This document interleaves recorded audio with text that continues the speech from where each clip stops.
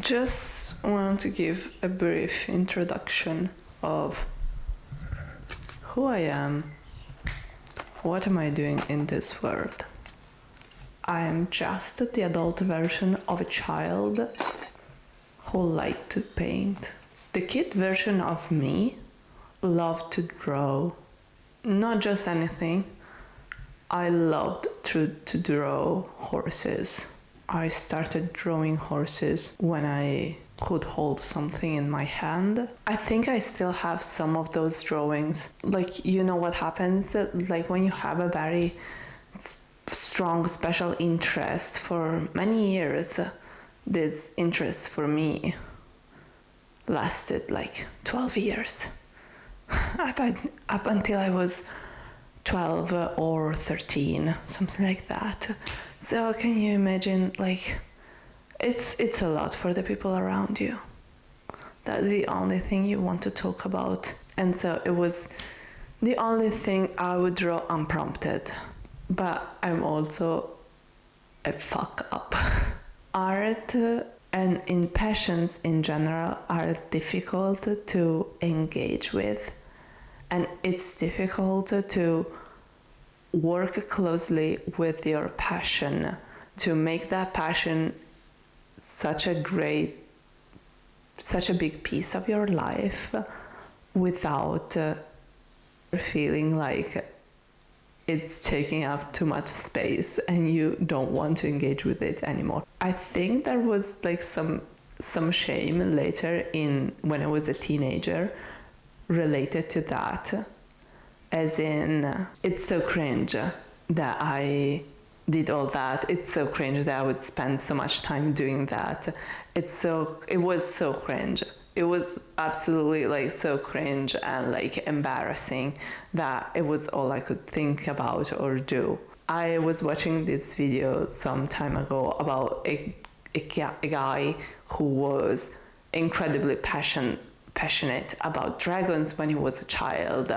And that thing, like being so passionate about an animal that does not exist, left him feeling so ashamed of himself that he later worked so hard to erase that passion. And I'm glad that he also was saying in his video that he was able to forgive himself, not for his passion, but for the erasure that he did, and to reconnect with that passion. And this is what I want to talk about today. I want to talk about how I reconnected with my passion for painting, with my passion for art, because I've never been a good painter. And as a kid, I would prefer to draw. But now, I'm not as good as drawing as I remember to be, because years and years and years of not practicing. So when I felt the urge to create something last year, because I was having a hard time processing my feelings, just do a Pollock, if nothing else, just to get it out, just to go into the gesture, you know. Just feel the movement of the stuff, and you don't have to like it. Nobody has to like it. You're not going to sell it. I am way past the idea of monetizing my passion. Thankfully, we don't need to monetize everything that we love. But what I want to share is not necessarily my paintings, because they're not particularly great. I don't care them to be for now. They need to be great at putting me.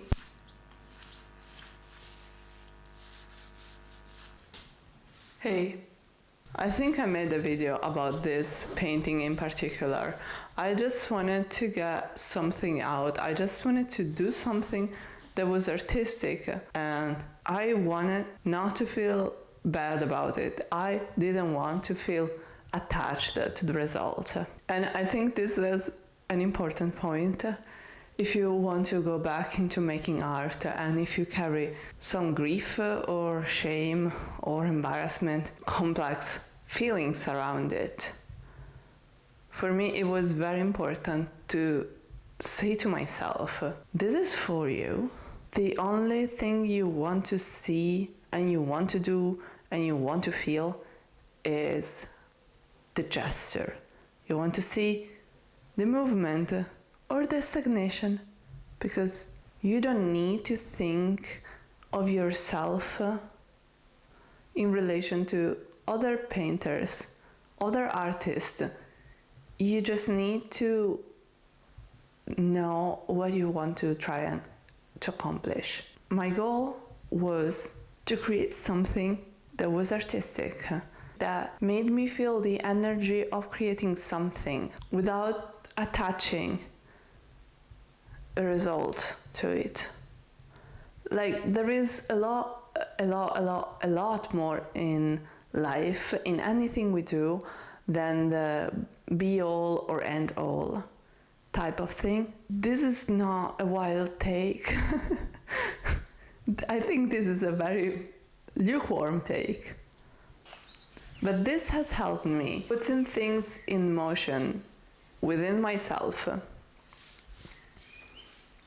moving around the energies and the feelings that were lingering, even just to validate them, you know? Like, I don't need this to be cathartic. I need something if I'm feeling sad, and I use this to work through how I feel stagnating and like walking through a moor or waddling in murky water. I just want to affirm that we cannot hope to work through, as in heal, as in resolve, as in find a solution for anything we're going through just by thinking, oh yeah, I will put some color on a Canva and I will be healed. That's not the point. If you are someone who needs to see things, if you're someone who needs a little bit of affirmation and validation, it can be good to validate yourself. It can be good to give yourself proof and permission to express yourself. Oh, they're crazy heavy, by the way. The reason I made this and this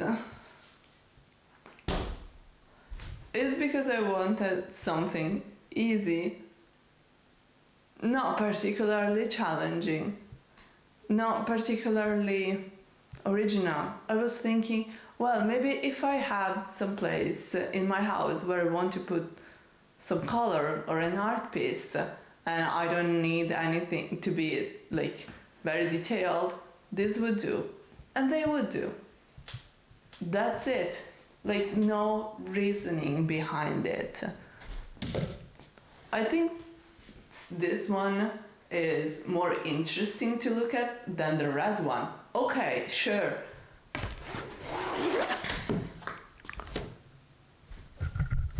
But the thing is, this happened just because it was the second one. Maybe I had some perspective to add to it because I had already painted another one. I had no artistic agenda. I didn't want to infuse meaning in them.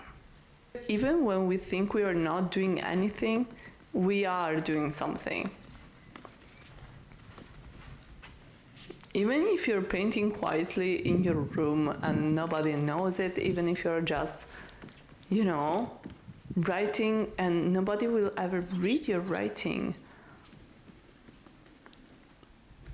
there is a witness, and that witness is you.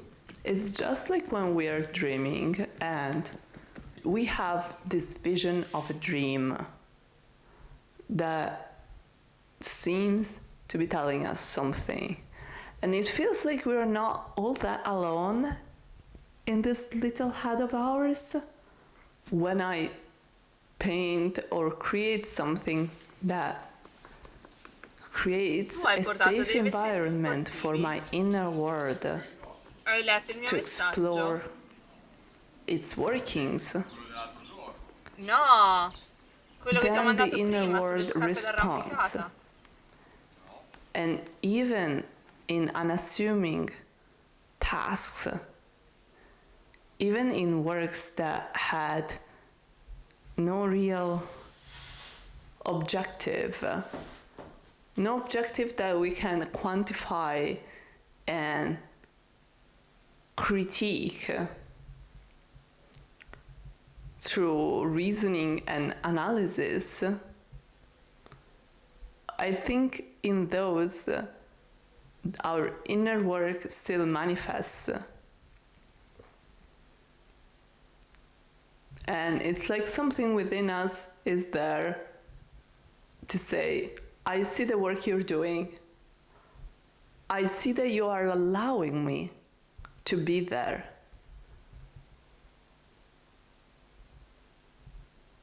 And eventually, something unclenches. So yeah, I painted something for a friend then. It was hella cute, in my opinion. And I was like, oh yeah, you know what? I have this huge space above my bed. You know what would be rad? A giant painting. This doesn't look as big as it is in real life, but it's taller than me. It's a lot bigger than it looks like in camera. I discovered something that I actually liked. The sponge that I usually use to do my dishes. This thing is surprisingly cool with oil painting. It doesn't look much. I think it looks like a bruise. A friend of mine said, it looks like a climate change. Fair enough. I was envisioning something more cutesy. I really like how it looks. I also like that my cat stepped on it and left her little paw prints. I think that is probably the best part. I will never cover it because there are her little paws. I was liking the process, and I think my inner witness felt finally validated and felt like this was a real possibility of expressing, of like finding an expression through color, through art, through creation. I want to allow myself to like the stuff that I do just because I like it.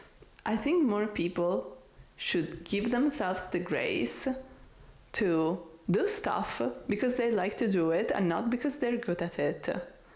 Singing, I know that there is some karaoke folk out in the wild somewhere. I'm right there with you.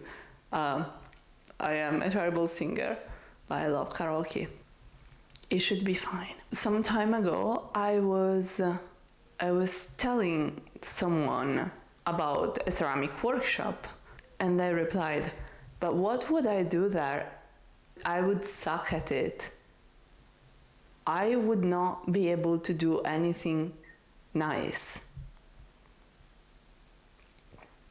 And I thought it was a very sad take.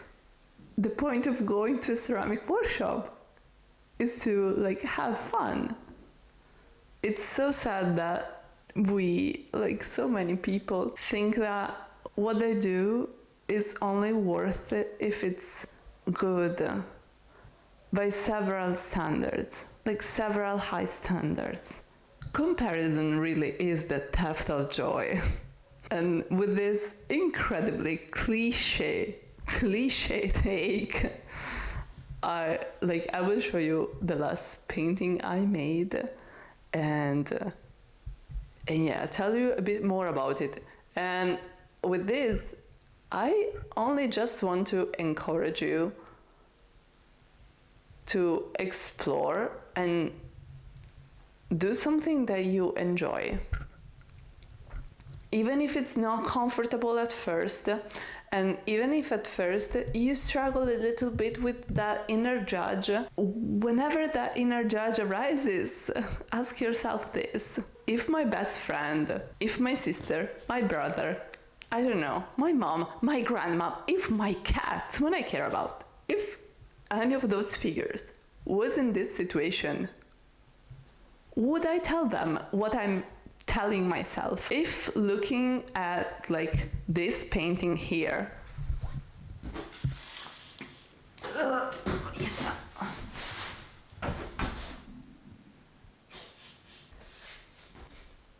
Yeah, I really like big canvases. How the fuck do I handle it? This is not going to be sustainable for my arms. Okay, I think this is cool. No, it's good. My head is going to leave it then in the canvas. This is not super comfortable, but you know what? It's okay. When I finish this, like the first feelings were like, oh wow, I love it. I was like super stoked about it. And then like the day after, I looked at it and I was like, I don't like it anymore. And my sister asked me, why don't you like it anymore? And I said, it shows that I'm immature. I don't think I would have told a friend of mine, oh, this painting shows a lack of artistic maturity. I think there is something missing. But I think what is missing is not in the painting, is here. It's in myself. And I think it needs to be expressed. And it makes sense that I'm not sure about what it is missing. Alexithymia is a bitch, right? But it will come out at some point. I will just keep looking at my painting. The art that comes from the child that I was.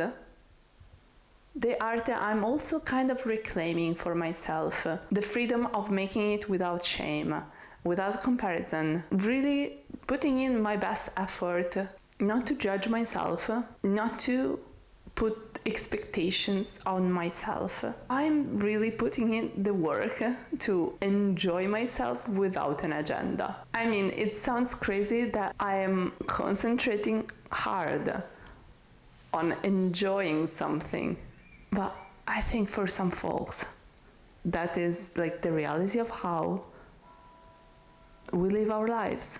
If you feel the urge to create something,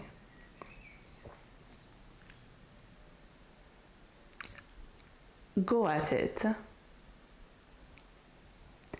Let yourself be disappointed if that doesn't work out the way you envision it at first. Give yourself the grace of not letting that disappointment stop you. Try again. Create without attachment. But if there is something more practical that you would like to hear, take a sponge and use it to paint, because it's amazing. I would genuinely love to hear your take and like your journey with creation. Creating something is fundamental. We are wired to create stuff. I think it's actually how my brain recharges. And I don't mean producing. I mean just putting it into being. Taking something that is not existing or exists only here. It still exists, but it's here. And putting it into existence. I think that is like a damn cool process. And I think it's something that many people need to reconnect with. I need it. I still need it. Just start this process, enjoy myself. And at some point I will have all these paintings of myself, of this engagement with my inner world, with my feelings on display. And I don't mind actually if people look at them and see what happened. A friend of mine told me, It's so great that you started painting again. I'm so happy for you. And I had not realized that anyone had noticed that I stopped making art. I hope you will make something today. Let me know if this video made you feel something, if you liked this video, and if you found something valuable in it. Feel free to leave a comment. Thank you for watching. Bye!